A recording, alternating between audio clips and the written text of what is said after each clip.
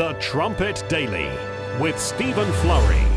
Hello again, everyone, and welcome back to the Trumpet Daily radio show. We have so many clips to get to today. I think we probably have about an hour's worth of clips, so every word that I say is probably one less clip that we'll be able to use. But I just assembled quite a few today because a lot of them are clips that you're not going to be hearing in the news media reports. And it's just important sometimes to put it out there so that you can at least hear it for yourself. You're not going to hear it anywhere else. Keep in mind that Satan is the god of this world. John 8 and verse 44 says that he is a liar. He's the father of lies. When he speaks a lie, he speaks of his own. That's just who he is. That's what he is, a liar.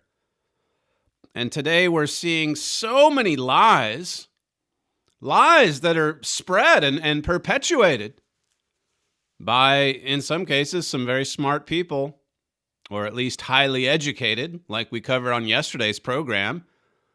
The woman heading up the 1619 Project. Look at some of the things she's saying out there for everybody to see and hear. There's no truth in the devil. The last part of 2 Timothy, chapter 2, it says in verse 25, in meekness instructing those who oppose themselves, if God peradventure will give them repentance to the acknowledging of the truth. That's part of true repentance, just acknowledging the truth. And of course, together with that, you're admitting where you're wrong. You're confessing your sins. And verse 26 says, and that they may recover themselves out of the snare of the devil, who are taken captive by him at his will. Taken captive by the devil, submitting to the devil's will. And we're seeing a lot of that in today's world. People who have submitted to the will of the devil. My father in the latest Trumpet magazine, a dangerous new age of worshiping the will. That's what we're living in, a dangerous new age. He said in the subhead there's a deadly reason why so many people are adopting insane ideas. You heard a lot of insane ideas yesterday on the show, coming from those clips, those authorities that I played for you. Insane ideas. My father writes, Paul reveals what happens when you worship the human will. It leads to essentially worshiping demons.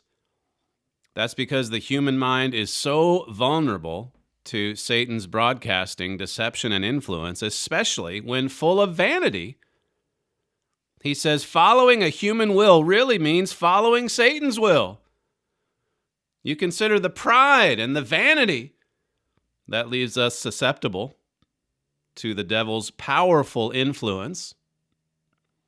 Look at these protesters. It's in Bethesda, Maryland, I think it was recently, and they're listening to some prominent black leader, perhaps from Black Lives Matter, and they've got their hands in the air. This is clip 21.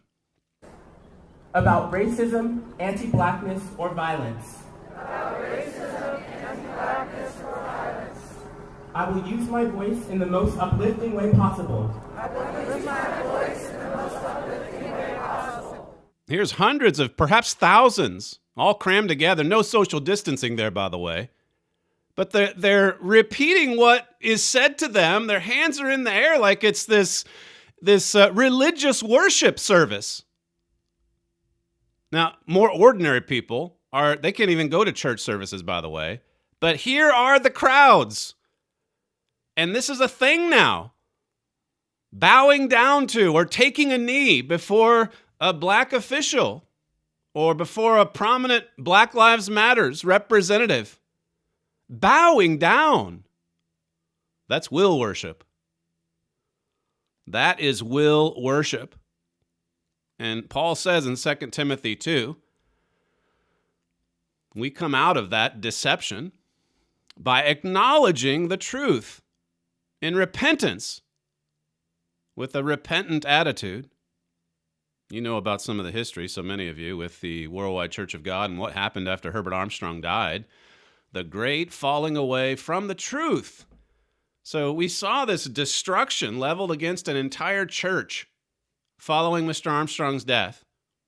And now the same thing is happening to our nations. You look at the destructive track record of the devil. And so much of it's based on lies. That's why we do spend a fair bit of time on this program exposing that so that you can know the truth.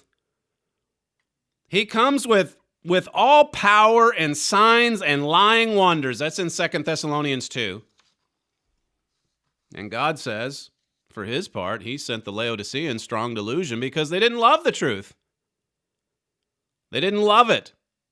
And so they were willing to believe a lie. They were willing to submit to the will of the devil and to believe lies.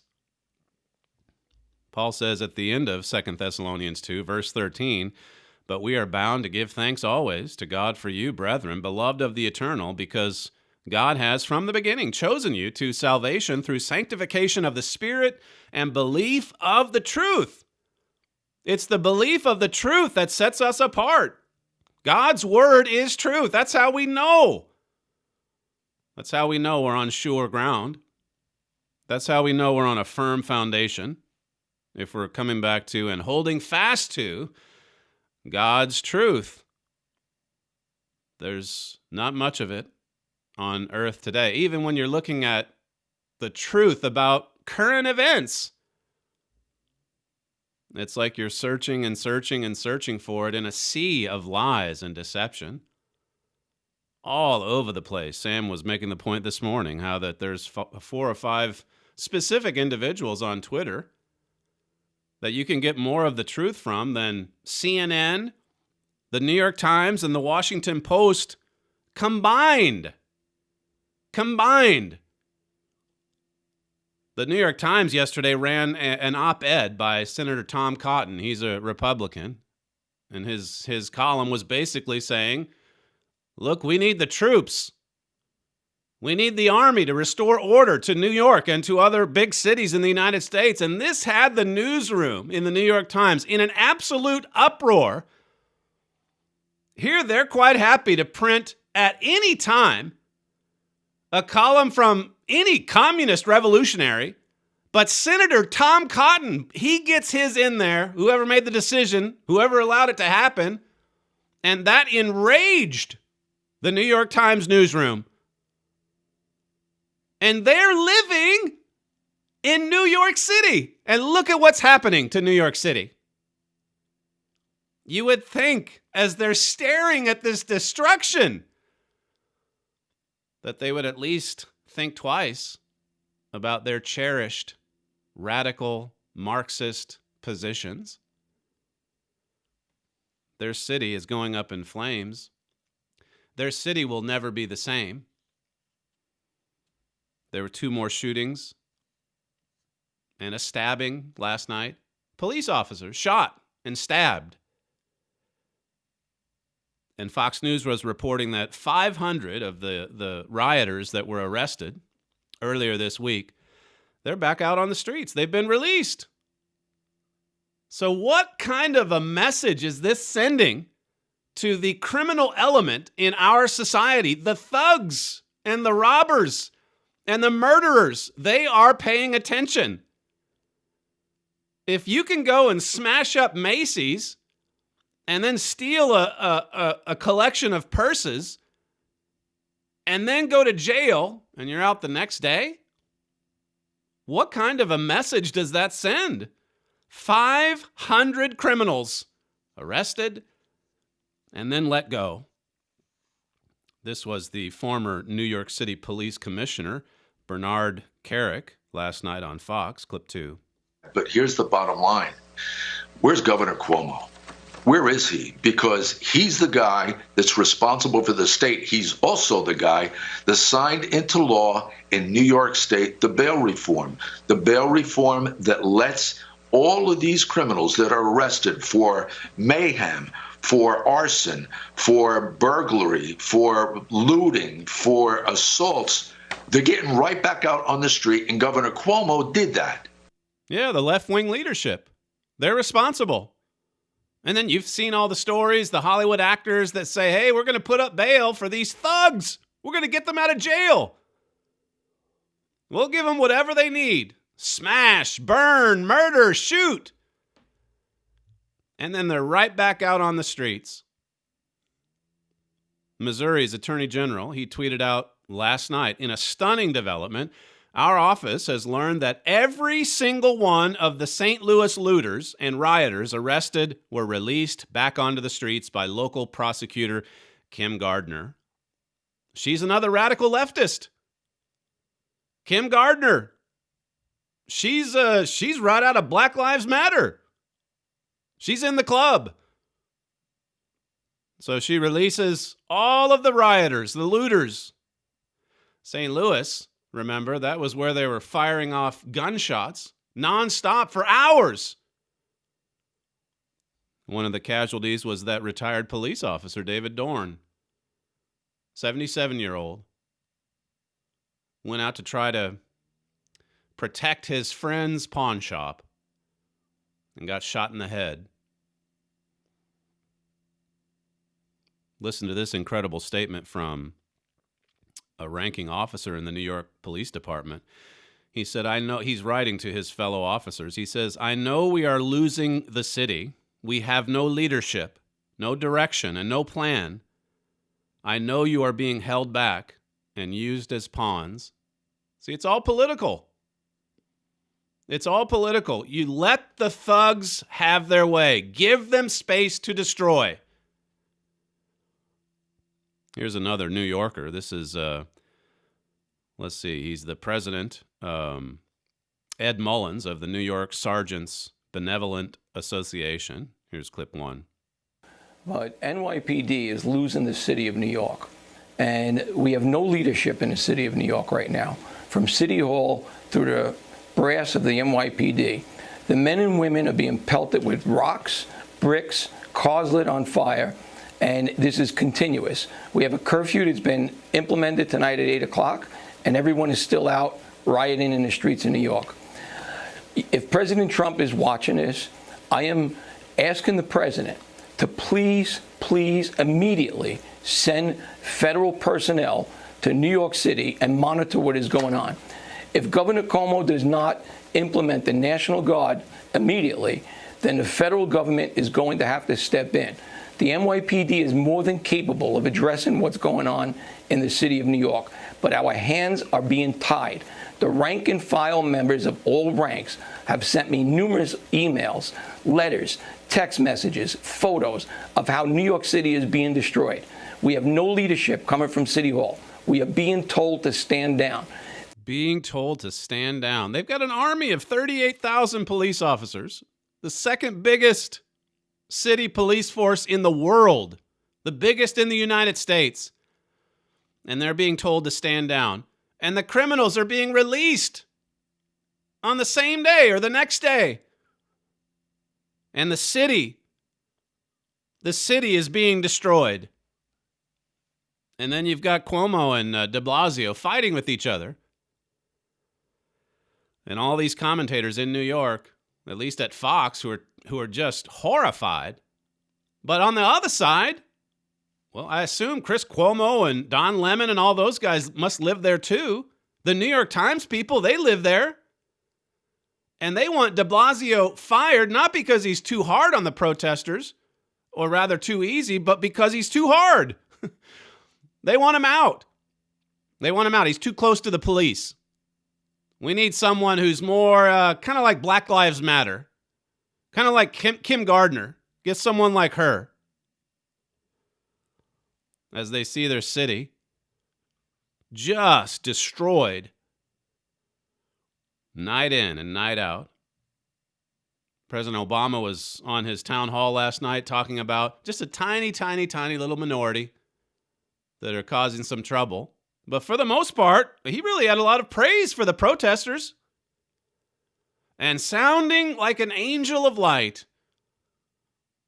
Sounding like someone who can bring the country together. He is not a unifier. He is a divider and has been for his entire career. This was someone that was brought up under the direction, spiritually speaking, of a black liberation theology teacher. And he loved his Marxist professors in college. And he did everything that he could to stir up racial division and strife throughout his 8 years of presidency. He had 8 years. And there toward the end, remember how many policemen were getting shot? As every time there was an incident, he immediately sided with the minority, even if it was fake, even if it was a lie, even if it caused riots. And the police became targets, and they're targets like never before right now. Here's Barack Obama just yesterday, clip 3.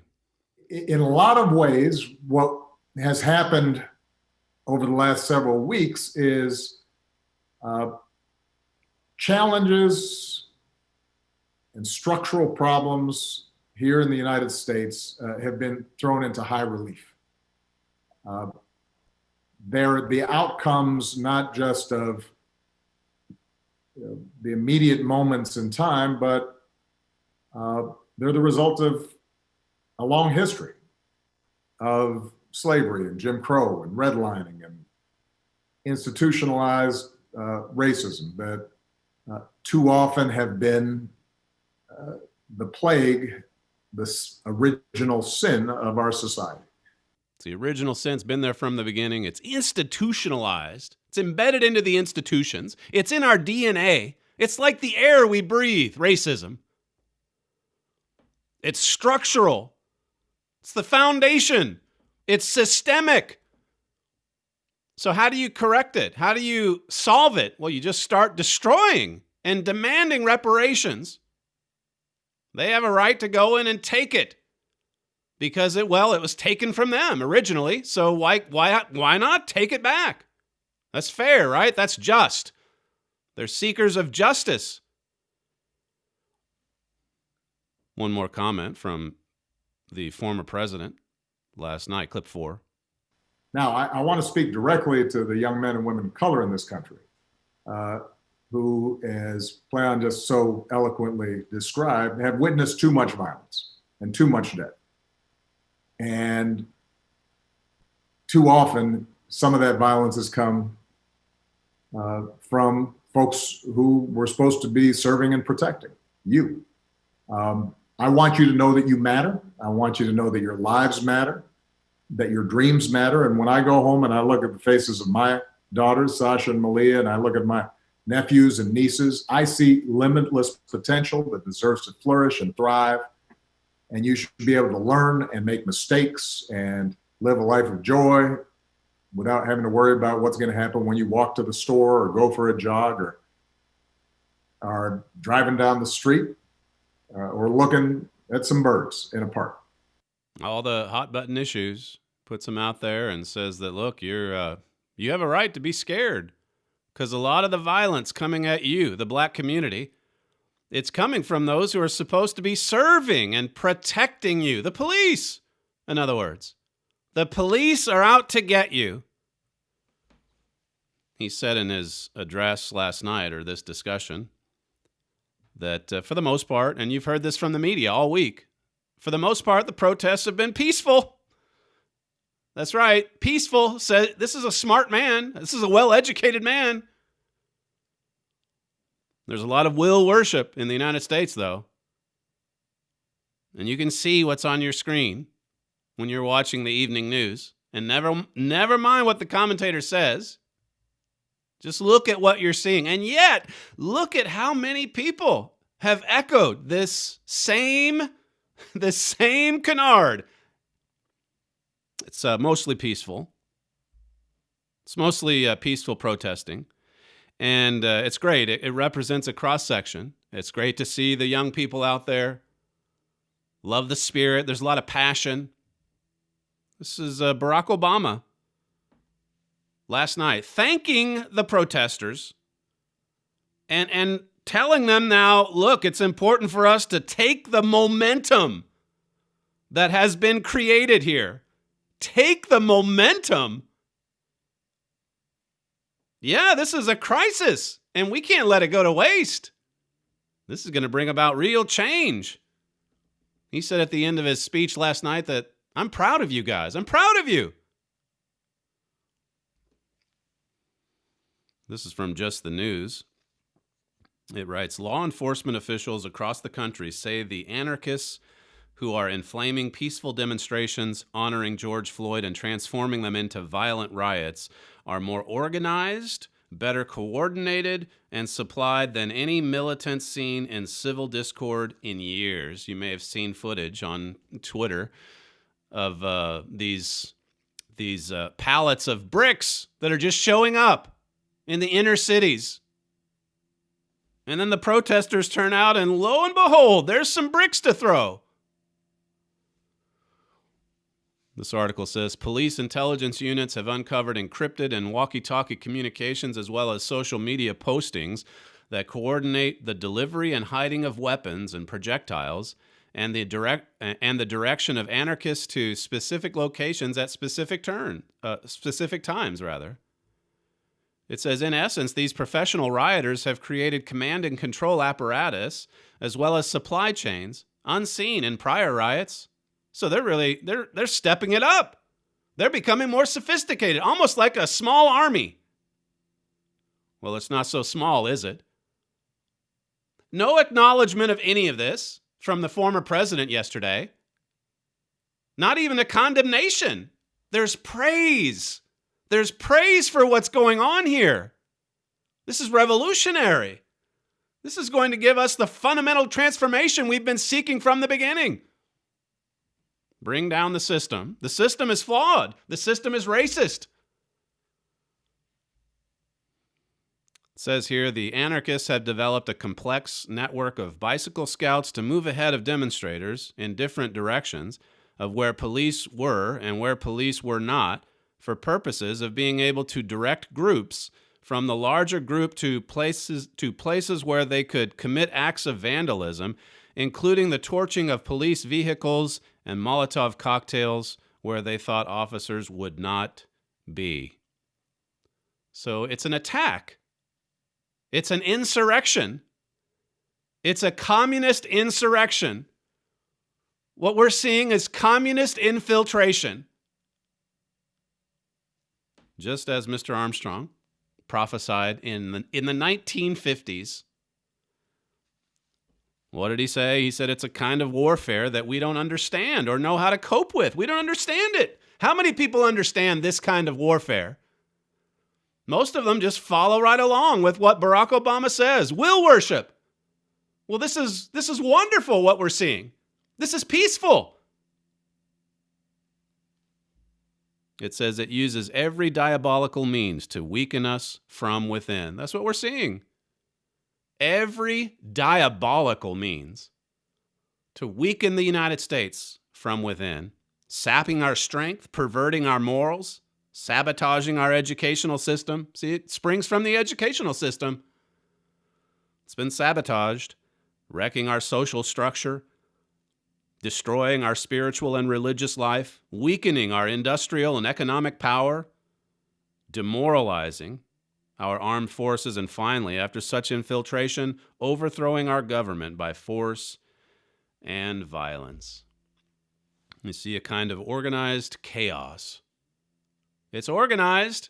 That's what this article brings out. And there's just chaos spreading from city to city. Will worship, that's what it gets back to. And it's based. The premise for it all is a lie. It's a lie. That's what Larry Elder said last week. He's a black commentator, and he says what's so disturbing and destructive about all of this is that the premise is wrong. The blacks are not being hunted down. And yet that's what they're being told by their leaders. That's what they're being told by CNN. There were quite a few news outlets that really jumped on the story from yesterday This shooting in Omaha, Nebraska. Here's some mainstream headlines. A white bar owner in Omaha shot and killed a black protester. He won't face charges. What? He just shot and killed a black man and he's not going to face charges? Think about that headline for a moment. Another one says, what about James? Killing of black protester fuels more anger in Omaha. These are just some of the news headlines. Another one says, a white bar owner shot and killed a young black protester. The DA just declined to charge him. Wow, this sounds pretty bad. Is this a case where a white individual is going to be getting away with murder? Another headline, 22-year-old James Scurlock was shot and killed while protesting police brutality. See, he was just protesting brutality. And then someone evidently carried out a brutal act against him on the spot. How about this for a headline? Trump-loving Omaha bar owner who fatally shot black protester has lengthy criminal record. So they were quick to look into his background. It doesn't matter, James Floyd's background, or George Floyd, sorry. His background, that's not to be discussed. That is not to be reported on. Well, just let me give you one paragraph from the American Spectator describing the incident. Imagine that you were a journalist. You've been assigned to relay the facts of a fatal shooting. The scene is a bar in the middle of a rioting city with its windows smashed in and a group of people gathered outside. The bar owner's father comes out to confront them, and one of them knocks the old man to the ground. At this point, the bar owner himself comes out and indicating that he has a gun on his person and demands that the group leave, only to be tackled to the ground as well. The owner fires 2 warning shots into the air, but is tackled a second time and then straddled by a man, clearly attempting to grab his gun. A struggle for the weapon ensues, with the owner shouting, "Get off me! Get off me! Please get off me!" before finally shooting. Spectator says there is clear video footage and audio available of the entire incident from multiple angles. The bar owner is white and the man shot was black, but no evidence suggests racism factored into the owner's decision to shoot while he was surrounded and on the ground with someone on top of him. As expected, the county district attorney does not press charges and declares that the incident was senseless but justified as self-defense. But you would never know any of that just glancing at those few headlines that I gave to you. The facts don't matter. The facts are disregarded. The facts, in many cases, are covered up. The whole premise, as Larry Elder said, is a lie. Tucker Carlson had a segment last night where he basically talked about some of the same things that we did yesterday with that Heather McDonald piece in the Wall Street Journal. And here's what he had to say at the start of the segment, clip 6. In the words of Ben Crump, who's the lawyer representing George Floyd's family in Minneapolis, what we're witnessing here in America is, quote, genocide. Genocide. If you believed we were seeing genocide, then you might understand the riots now in progress. There's nothing worse than genocide. But is it happening? Is any of this true? We should find out. Facts matter. What exactly are the numbers? And so then he goes through some of the facts, some of the numbers. Do the facts matter? Or do we just say genocide and carry on with the rioting? He goes through the Washington Post database that Heather McDonald went through and shows, here are the facts. Here are the number of police shootings. Here are the number of people the police have killed over the course of a year. Here's how many are white. Here's how many are black. And then he goes on to say, clip 7. This is a very small number in a country of 325 million people. This is not genocide. It's not even close to genocide. It is laughable to suggest it is. In fact, the number of police killings is dropping. In 2015, during Barack Obama's presidency, 38 unarmed black Americans and 32 whites were slain by police. Overall totals have fallen since then, and they have fallen far more dramatically for African American men. Last year was the safest year for unarmed suspects since the Washington Post began tracking police shootings. It was the safest year for both white and black suspects. Last year, that's 2019, the safest year for unarmed suspects. Keep in mind now, they're criminals, but they're just not armed. And a total of 10 black people were shot and killed last year. And in 5 of the cases, I didn't have time to play all of it for you, but in 5 of the cases, I think there was some kind of a struggle like I just read to you from that bar owner. And so is there an occasional case here and there of an injustice or excessive force or police brutality? Well, of course. But in a country of 325 million people, the total number is, well, it's tiny. It's a tiny little number. He went on to say, Tucker Carlson, clip 8. At the same time, this country remains a dangerous place for police officers. 48 of them were murdered in 2019, according to FBI data. That's more than the number of unarmed suspects killed of all races. That's pretty incredible, that statistic. It's not a safe job being a police officer, and it just became a lot more unsafe in the last couple of weeks. Now, certainly that police officer in Minneapolis, or the former police officer, shares some of the blame for that. But look at the will worship that goes on TV, in the Democrat Party, at the university, in our big cities, among mayors, city council members, governors, police chiefs in some cases. One final clip from last night, clip 9. In 2018, 7,407 African Americans were murdered in the United States. If 2019 continues on a similar trajectory, and we hope it doesn't, but if it does, that would mean that for every unarmed African American shot to death in the United States by police, more than 700 were murdered by someone else, usually by someone they know. Again, those are the facts. They are not in dispute. Are African Americans being hunted, as Joy Reid recklessly claimed on MSNBC recently? Or is something else happening?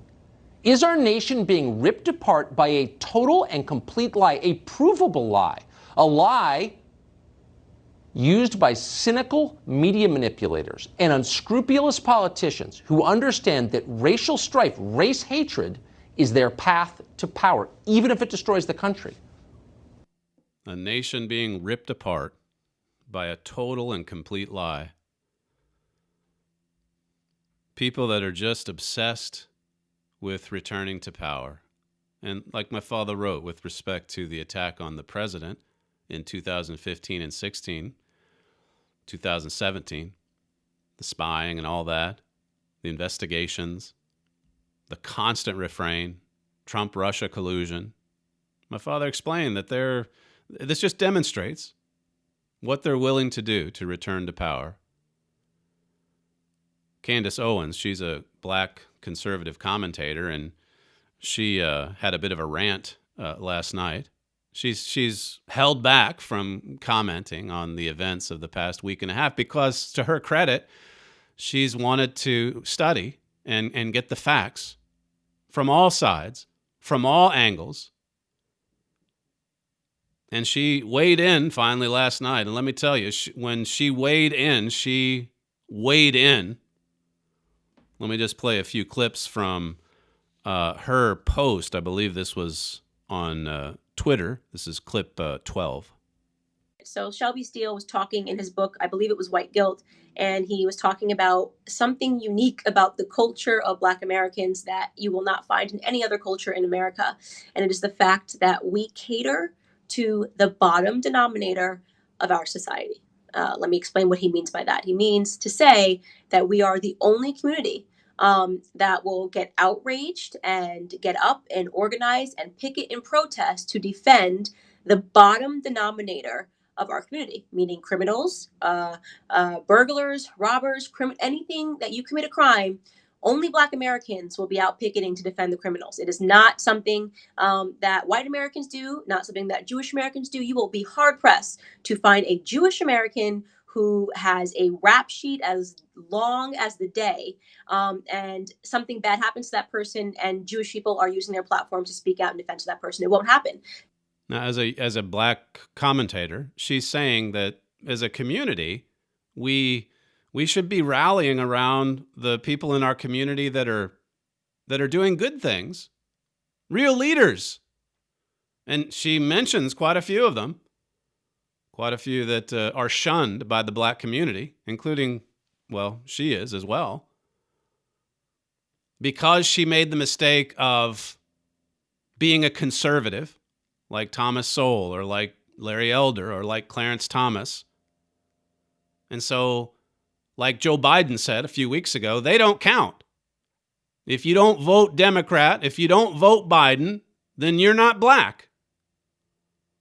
So when Black Lives Matter says Black Lives Matter, they don't mean all Black lives. In many cases, it's the criminals. Those are the ones that are held up, and that's the point that she's making. She can't understand it. She went on to say this, clip 13. Over the last 5 years, it has become extremely fashionable for us to martyr criminals. It's unbelievable. Not even Latinos do this. They will not martyr their criminals. They do not put the names of their criminals on shirts. They don't buy posters of their criminals. They don't get celebrities to speak out about their criminals and in defense of their criminals. They just say, you are a criminal, goodbye, right? That is just, but Black Americans were unique. And it is incredible because we dismiss people that are at the top of our communities. Bye-bye Condoleezza Rice, you're a coon. Bye-bye Larry Elder, you're a coon. Bye-bye Shelby Steele, Thomas Sowell, coons, Uncle Tom's gone. Bye, hate you. Here we are, George Floyd, you are a martyr and a hero. And as she went on to say, this is now the latest Martin Luther King. She then goes and talks about some of the background that led up to the violent incident from 2 weeks ago, the long history that George Floyd had in and out of prison, robberies, drug addiction, that sort of thing. Not that it excuses what happened to him. And she alludes to that in this next clip, clip 14. So this is a man that had drugs on him, was using counterfeit bills, and was high, and went into a store, and the police were subsequently called on him. Now, there is no dispute and no argument that you're going to hear from me that Derek Chauvin did was right. There is not, and the reason why I'm not talking about Derek Chauvin is because we actually have reached a consensus in this society. Everybody agrees that what he did was wrong. Everybody is happy that he is arrested no matter what color you are. And every single person hopes that justice is served to George Floyd's family. That is not why I'm doing this video. This is not a defense of Derek Chauvin. This is not a video to say that when you are a criminal, you deserve to die. Nope, none of that. I want to talk about martyring criminals. I want to talk about suddenly putting them on t-shirts and picket signs and marching and pretending they were the best representatives that we've had of our communities. So think about the confrontation from a couple weeks ago. There was, with respect to the excessive force, the police brutality, as she says, there was a consensus of opinion that went right across racial lines. And yet, look at how divided the country now is. Look at how divided it is. It's not even because of George Floyd. It's because of will worship. The systemic, institutionalized racism that goes back centuries, 400 years. And you're to blame if you're a certain color. Even if you're 5, 10, 20 generations removed from the injustice.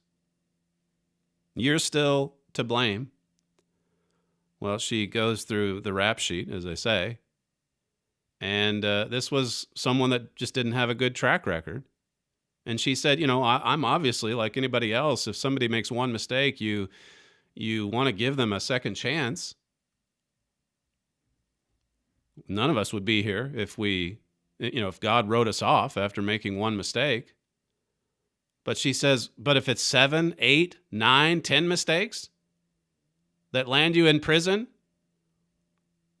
even Christ says to judge by fruits.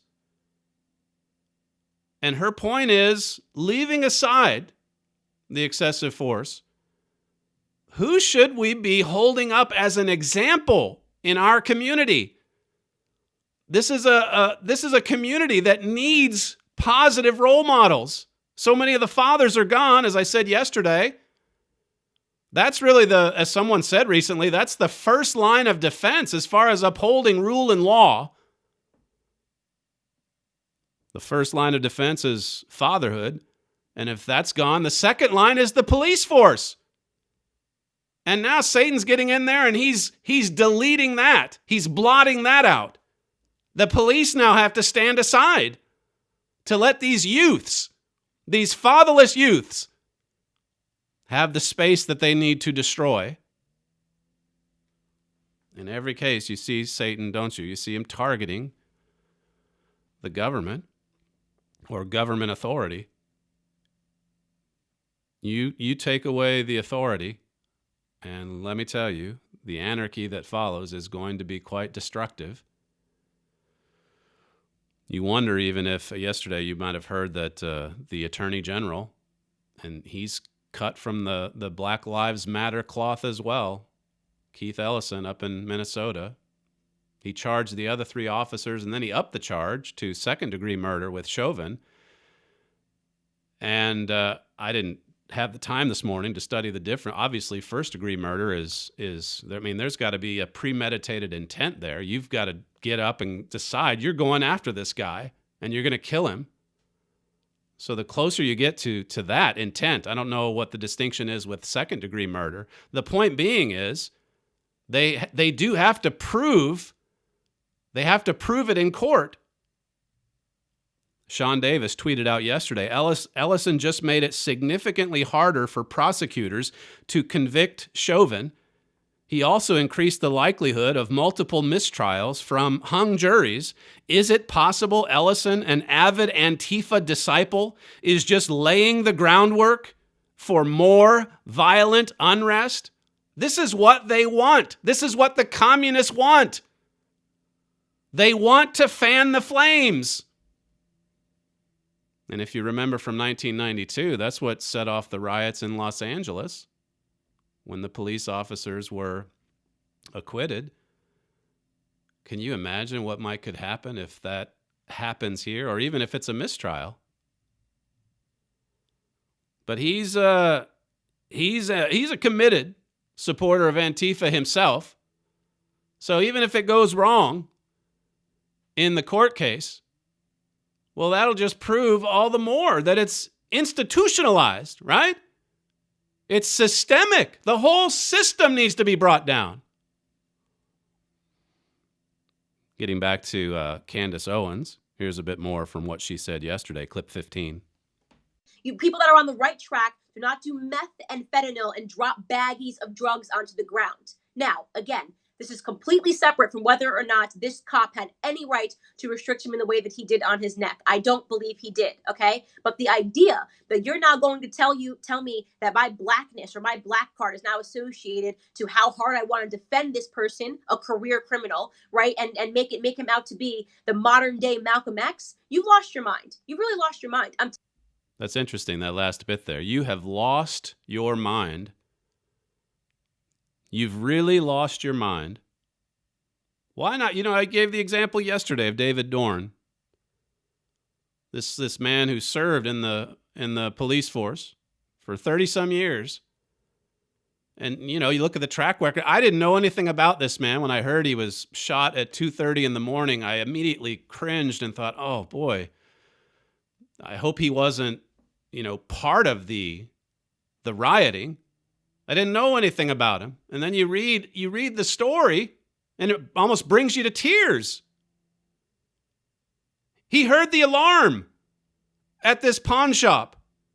He wanted to protect his friend's property. He's a grandfather. 5 children, 10 grandchildren, still married to his wife, strong family.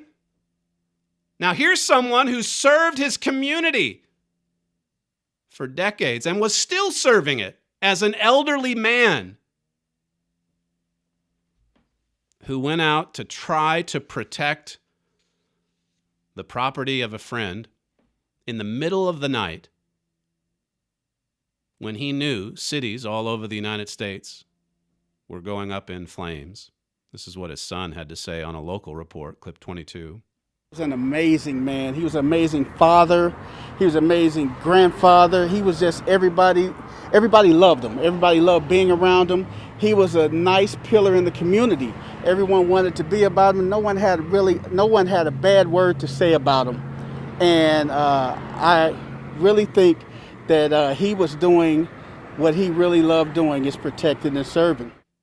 I say put him on the t-shirts. Let's aspire to that kind of lifestyle. A good family man, someone who builds the family and who protects and serves the community. Candace Owens brings up a good point. Another clip from what she said last night, clip 16. That the whole concept of racialized police brutality is a myth, okay? All you have to do is sit down and do basic mathematics to discover that the entire narrative that we have been sold is a lie, okay? It's a lie. There is no racially targeted police brutality against Black Americans. In fact, if you are a white American and you commit a violent crime, you have a 25% higher chance of suffering a police fatality than Black people. Now, you might come across some people that are really bad at math, and they'll say, Candace, I know that only 9 Black people were killed last year unarmed by police officers, and 19 white people were killed unarmed by police officers. But Black Americans are only 13% of the population, and white Americans are 60% of the population. So that's why.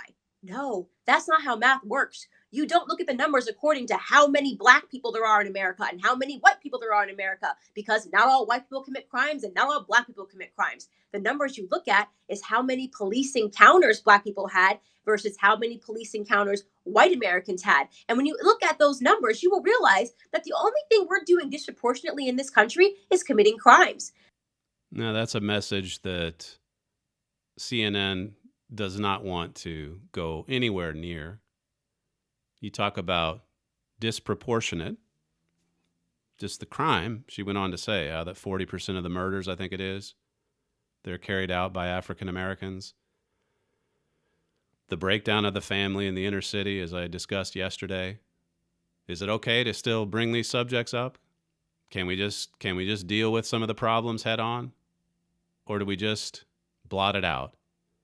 Do we just erase the facts and say, genocide, hunted down, they're out to get you? Some of these images this week have been chilling. These rioters, in one case yesterday, I forget the city, he's right in the face of someone in the National Guard, and I believe it was an African-American National Guardsman. And just this crowd berating this man right in his face, practically spitting in his face with rage. And they knew this National Guardsman could not do a thing in response. He just had to stand there and take it. He had to exercise restraint. Step aside. Give them the space that they need to destroy. The thugs are coming out of the woodwork, and they are seeing that there are no penalties, that there's no government authority. What a dangerous time it is, not just for our policemen, but for the United States of America, for U.S. cities. People are going to be leaving these big cities. And that's only going to make the problems of poverty and so on even worse. Even worse. A couple more clips here from Candace Owens, clip 17. Because they all think we're stupid. That's the truth. The left thinks we're dumb, okay? And we have to stop proving them right. We have to stop taking the bait. We have to stop accepting a foolish election time narrative that is going to disappear on November 3rd. It's going to be like it never happened. She's saying, wake up, Black community. Get to know the facts. Do some studying. See what's happening here. See how we're being manipulated by the media, by the radical left. And then she goes on to say, and this is the last one, that it's all about returning to power for these communists. Clip 18. All they care about is power. All they want to do is destroy your neighborhoods, burn them down, shut down your businesses, and get you on government dependence. At the same time, poo-pooing you and telling you they're going to fight the big boogeyman of racism that doesn't exist as a problematic thing in this country, okay? Are there racists? Of course. Of course there are racist guys. There's always going to be racists in this country. Do you want to know why? Because human beings are in this country. That's right. Wherever there's human beings, there's going to be human nature. And whenever there's human nature, there's Satan's nature behind it. It's something we've all got to fight against. It's something we've all got to resist against. Stand firm against the devil. Hold fast to the truth. Here she's saying, look, you're just being manipulated.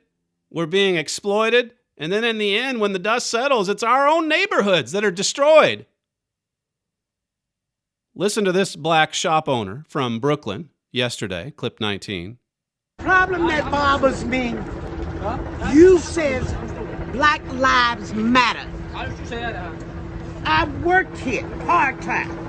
Plus, I'm a part owner of this store. You said Black Lives Matter. Why don't you choke me? I'm black. Tell him, sister. Look what you did to my store. Tell him, sister. Look! Look what you did to my store. Tell them, sister. That's right, because I got they back. These are my dudes right here. Good Look men. at the things you've done. Good men. Look. The Black Lives Matter. We've been here all night cleaning up. All night cleaning. And you got black people standing right here with them. Black Tell people. me That's right. Black Lives Matter. Exactly. You lied. You wanted to loot the store. You needed money. Get a job like I do. Stop stealing. This is the neighborhood. We're trying to build it up, and you tearing it down. That's an older black woman saying that we're trying to build up this neighborhood here in Brooklyn. And you guys, you Black Lives Matters, you communist thugs, it's all coordinated and planned. You're trying to destroy. We're trying to build up, and you're trying to destroy. David Dorn was trying to build up. And the ones that looted that pawn shop, they're out to destroy. Will worship.